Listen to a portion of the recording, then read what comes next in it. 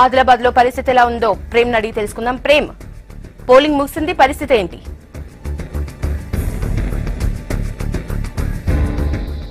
Thank you Yashoda. Adilabad parliament పరిధిలో పూర్తిగా 57% మాత్రమే పోలింగ్ నమోదైంది. గత రెండు టర్మ్లు ఏదైతే ఎన్నికలు జరిగాయో 2014 కావచ్చు, అంతకుముందు ఎలక్షన్లో పోలిస్తే చాలా తక్కువ శాతం పోలింగ్ నమోదైందని చెప్పుకోవచ్చు. 3 గంటల వరకు 57% మాత్రమే పోలింగ్ నమోదైనట్లు అధికారులు ప్రకటించారు.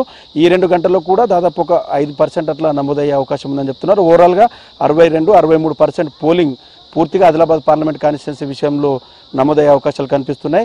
ఒకవైపు పూర్తిగా పెద్ద ఎత్తున ఎండలు, 43 డిగ్రీలకు పైగా ఎండలు ఉండడం వల్ల కూడా ఓటర్లు పెద్దగా ఓటు హక్కు వినియోగించుకోవడానికి మొగ్గు చూపినట్లు కనిపించడం లేదు. ఉదయం పూట కూడా చాలా మందకోడిగా ఓటింగ్ కొనసాగింది. 7 గంటలకు ప్రారంభమైన పోలింగ్ 9 గంటల వరకు కూడా కేవలం ఒక 12% మాత్రమే పార్లమెంట్ పరిధిలో పోలింగ్ అనేది నమోదైంది. ఆ తర్వాత కొంత 9 నుంచి మధ్యాహ్నం 12 గంటల వరకు కూడా పోలింగ్ కొంత స్పీడప్ అయినప్పటికీ కూడా మళ్ళీ మధ్యాహ్నం తర్వాత చాలా స్లోగా పోలింగ్ అయిందని చెప్పుకోవచ్చు. సాయంత్రం వరకు క్యూ లైన్లలో ఉన్న వారికి అవకాశం కల్పిస్తామని చెప్పి అధికారులు చెప్పినప్పటికీ కూడా ఆదిలాబాద్ జిల్లా కేంద్రం కావచ్చు, చాలా ప్రాంతాల్లో ఎక్కడ కూడా క్యూ లైన్లలో ఓటర్లు ఉన్నట్టు మనకు అంత స్పష్టంగా కనిపించలేదు. ఆదిలాబాద్ జిల్లా కేంద్రంలోనే ప్రస్తుతం ఉన్నాం.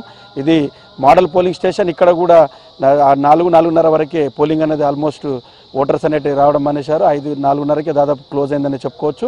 సో కొమరంభీం జిల్లా మటుకు కొంత మావోయిస్టు ప్రభావిత ప్రాంతాలు, అతి సమస్యాత్మకమైన పోలింగ్ కేంద్రాలు ఉన్నాయి కాబట్టి ఆ ప్రాంతాల్లో సాయంత్రం 4 గంటలకే పోలింగ్ అనేది ముగిసిపోయింది. సో అక్కడ కూడా చాలా చోట్ల ఈవీఎంస్ అనేటివి కొంత మొరాయించిన నేపథ్యం కనిపించింది.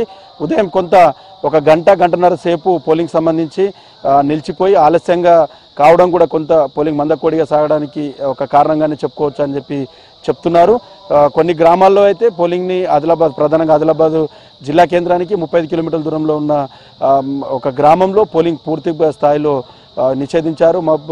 మొహబ్బత్పూర్ అనే గ్రామంలో, తన గ్రామానికి రోడ్డు లేదు, చాలామంది ఆ రోడ్డు లేకపోవడం వల్ల ప్రసవ వేదనతో కొంతమంది మహిళలు కూడా చనిపోయారన్న దాంతో అసలు ఆ గ్రామంలో ఓట్లే వేయని దాఖలాలు కనిపించాయి. కేవలం సర్వీస్ ఓట్లు ఒక 3-4 ఓట్లు మాత్రమే అక్కడ పోలాయి. మిగతా 200 ఓట్లు ఆ గ్రామస్తులు పోలింగ్కి పూర్తి స్థాయిలో దూరంగా ఉన్నారని చెప్పి చెప్పుకోవచ్చు.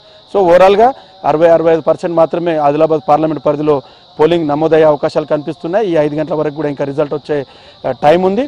సో మొత్తంగా ఈ రోజు ఏర్పాట్ల విషయంలో మాత్రం అధికారులు చాలా సీరియస్గానే ఓటర్లను ఆకర్షించే విధంగా పోలింగ్ శాతం పెంచేందుకు చాలా కార్యక్రమాలు చేశారు. మొత్తం ఓటర్ హోలీ కావచ్చు, ఓటర్ మెహందీ లాంటి కార్యక్రమాలు ప్రధానంగా ఆదిలాబాద్ పార్లమెంట్ కాన్స్టిట్యున్సీలో ఈ కార్యక్రమాలతో పాటు నియోజకవర్గానికి ఒక మోడల్ పోలింగ్ స్టేషన్, ఒక సపరేట్గా మహిళల కోసం ఒక పోలింగ్ స్టేషన్ ఏర్పాటు చేశారు. దివ్యాంగుల కోసం సపరేట్గా ప్రత్యేకమైన ఏర్పాటు చేసినప్పటికీ కూడా చాలా తక్కువగా మందకోడిగానే కూడా 83%